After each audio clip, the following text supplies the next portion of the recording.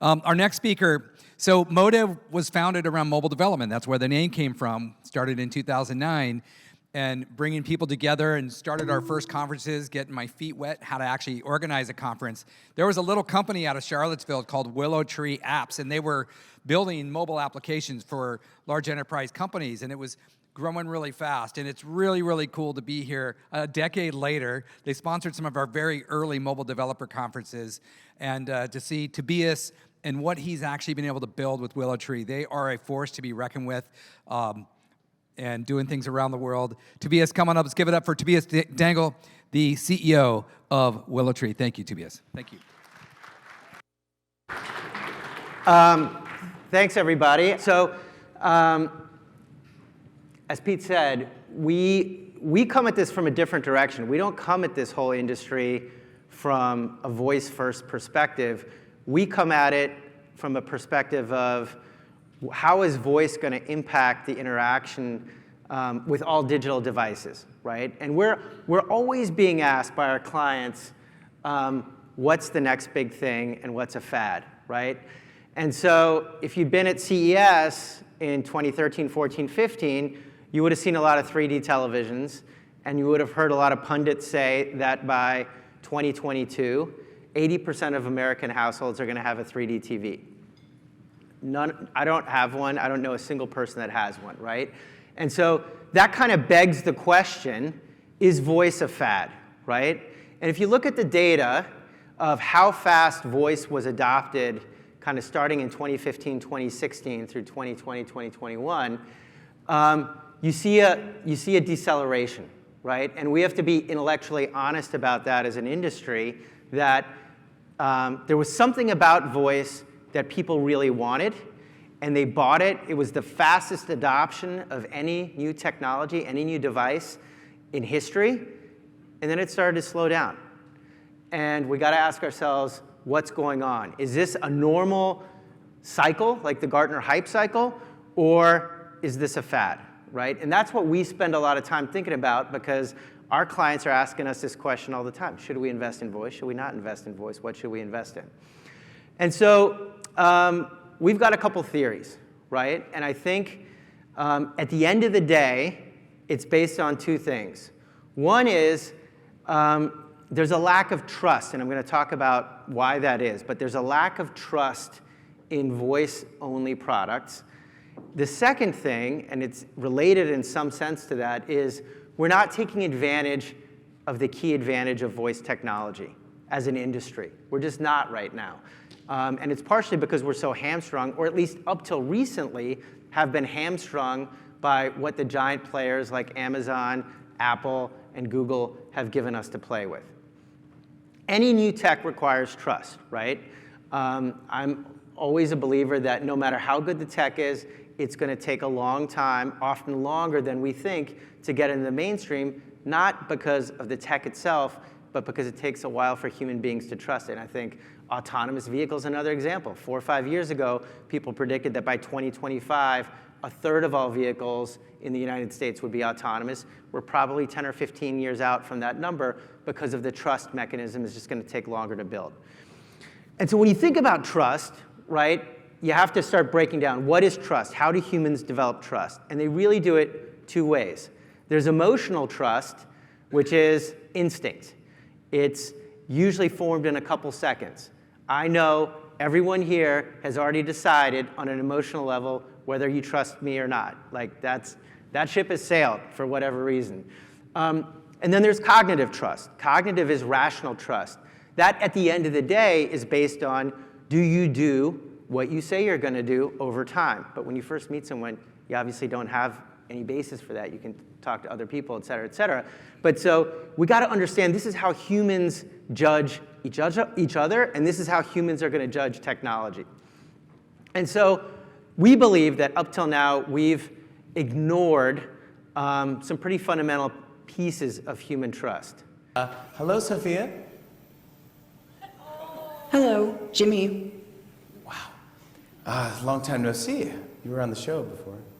It has been exactly 575 days since I last saw you. So what's going on here, right? This is the uncanny valley. So Japanese researchers in the 70s started developing this theory that the more human-like you make something, but it's not human, the more freaked out we get as people. There's all kinds of theories as why. It's because it reminds us of corpses, reminds us of zombies, like who knows? It's been well proven, well documented, that the more human you make something, even unless it's really, really exactly human, the less trustworthy it is to us, because all of a sudden all our alarm bells are going off, like this is weird, right? The other part of this that we need to know is when we're building voice experiences is that human communication, direct human communication, is largely not based on voice only. Depending on who you talk to, something like 70 to 90% of human communication is in paralanguage, right? That's why, for many of us running businesses, the early days of COVID were so hard. We were able to use Zoom over time to get some of that, but for many of us, we're trying to get back in the office 2 or 3 days a week to take full advantage of this, because Zoom only gives us partial advantage, and it's why you're all here. There's a reason everyone has traveled to be in this room versus just doing it on Zoom. The good news is that we have developed these tools over time. There is actually an emerging paralanguage with devices, with machines, right? And this is really, really important when you think about voice.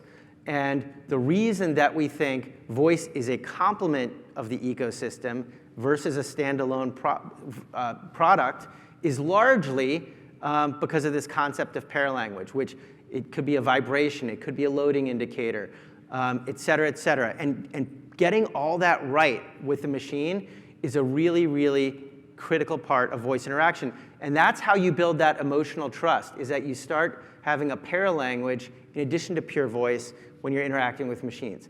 The second thing is, why are we gravitating towards voice? It's speed at the end of the day. And it's speed of transmission from us to a device. We can speak at least 3 times as fast as we can type. And if we're on a mobile device, it might be 5 times as fast. And here's an example, and a shout out to our friends at Speechly that we worked to build this product with. It's obviously blinded from the real client, but take a look at this. 2 large pizzas with pepperoni, mushroom, and onion, thin crust. 1 medium meat lover's pizza, add mushrooms, no lamb sausage. 3 small margarita pizzas, no basil, add pepperoni, gluten-free crust. All right, so 23 seconds to put in a fairly complicated order, right? A couple things you should notice while that's happening is there was a conversation going on with the device, right? On a real-time basis, you could see the type, what I'm saying is showing up in the device, and on a real-time basis, the screen's changing. So if you think about speed of communication, now you're having concurrent, simultaneous communication, right? It's not call and response anymore. It is real-time, simultaneous. To do the same thing, currently in mobile applications takes over a minute, right? Anyone who's been around the internet, digital, for any amount of time knows speed wins. So companies that launch services like this are going to crush companies over time that don't have services like this. It's exactly the same as when certain companies started migrating to mobile. Certain companies started migrating to the internet 25 years ago while others stayed with traditional phone ordering, right? That's what's about to happen, and that's what we're in the middle of right now. And it all comes back to what I said before. We can speak 3 or 4 times as fast as we can type. The problem with voice today is the reciprocal is not true.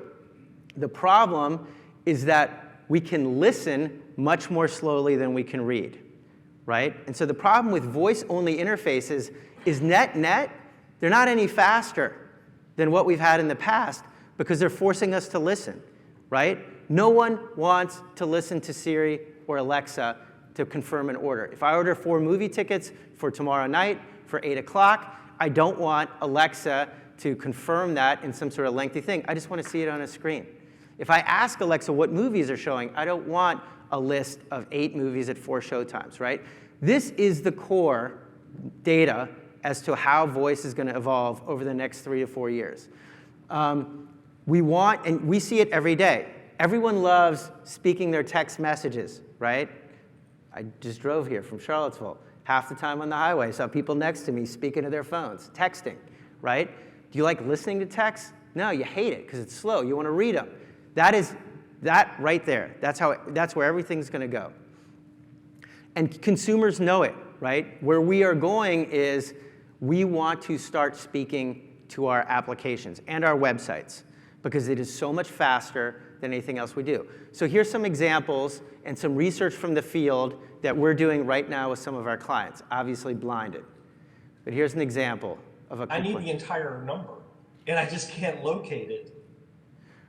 So these are concepts we call the long tail, right? Things that you don't need every day, but that are hard to find on a website or a mobile application. We do a lot of work in financial services. The average financial services app, banking app, has over 300 functions in it, 300 features. You can't organize that on a tiny screen. There's no way to find it. And people don't want to hit the find button and search. They don't even know what they're searching for, right? So if you can shortcut that, all that navigation, that's critical. So here's some examples of that. So one is creating a travel notice, right? Happens instantly. That's really hard to do when you trying to figure out, all right, I want to tell Amex that I'm going to be in Spain to not block my card. I should be able to do that with voice in 2 seconds. I want to lock my credit card, my debit card. That should take 2 seconds, and then you get the confirmation visually. I want to order checks. I do that twice a year. But you know what a giant pain in the ass it is to figure out how to order checks on your app or even the website? I just want to say, order me new checks. That's super easy to do. The second major use case is getting to the information that we need quickly. Access the information you need quickly would be really awesome. Show me my account balances. Here are your WillowTree bank account balances. Show me my transactions. Here are your recent checking account transactions. Dispute Oak City Realty charge. Done. Check your WillowTree Bank mobile app to complete the dispute process. So you're starting to see a conversation happening with a device that is not a two-way voice conversation. And that's really what's going to break voice wide open. And Brett was just up here. I think Brett knows more about this industry than almost anyone else. He's been following it forever. In 2019, so there was a debate in 2015 to 2020, which voice assistant was going to win. And so we believe that's kind of a fruitless debate because no one really wants a voice assistant for most things. And we might be 10 or 20 years away from making them good because they are they have to simulate the entire human experience. They have to do everything from tell jokes, to tell you the weather, to get a sports score, to book your flight. That's a lot to do. Whereas if you're in an app, you already know what you're there for. You're there for banking. You're there for booking a flight. You're there for X, Y, Z. And the whole programming of these experiences is so much faster and so much easier and so much better. And so Brett, in 2019, said, we're going to have thousands of assistants. In 2021, he said we're going to have millions of assistants. Because at the end of the day, every app that we have is basically going to be an assistant for how we interface with that company. And it's going to be part of the ecosystem of the relationship that that brand has with their end customer. We're going to shortcut voice calls. We're going to complement what's already happening in the apps. And it's happening today. We've been thinking this is going to happen for 2-3 years. These are all brands that have launched these kinds of experiences that I just showed you in the last 2 to 3 years. And so that's where we think the huge breakthrough in voice is going to happen. All right, thank you. Thank you, Tobias.